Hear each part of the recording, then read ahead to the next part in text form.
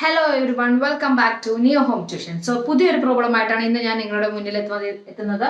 So നമുക്ക് ഇവിടെ തന്നിട്ടുള്ള given adjoint A is equal to 3 - 1 - 4 2. അതുപോലെ മെട്രിക്സ് എന്ന് പറയുന്നത് ഇവിടെ കണ്ടുപിടിക്കേണ്ടത് you have to find the matrix and you have to find A inverse.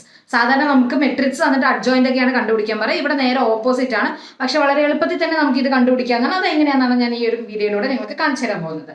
So matrix A കണ്ടുപിടിക്കാൻ ഒന്നും തന്നെ ഇല്ല. ജസ്റ്റ് ദ ഫസ്റ്റ് ഡയഗണൽ എലമെന്റ്സിന് എന്ത് ചെയ്താൽ മതി, ഇന്റർചേഞ്ച് ചെയ്താൽ മതി. അതേപോലെ അപ്പൊ 2 3 എന്ന് പറയും. അതേപോലെ സെക്കൻഡ് ഡയഗണൽ എലമെന്റ്സിന്റെ എന്ത് ചെയ്താൽ മതി, സൈൻ ചേഞ്ച് ചെയ്താൽ മതി. സോ -1 +1 ആവും, -4 എന്ന് പറയുന്നത് +4 ആവും. ഇതാണ് നമ്മുടെ മെട്രിക്സ് എ എന്ന് പറയുന്നത്. ഇനി എ ഇൻവേഴ്സ് കണ്ടുപിടിക്കാനുള്ള ഫോർമുല നിങ്ങൾക്ക് അറിയാവുന്നതാണ്. അതായത് 1/det of A into adjoint of A ആണ്.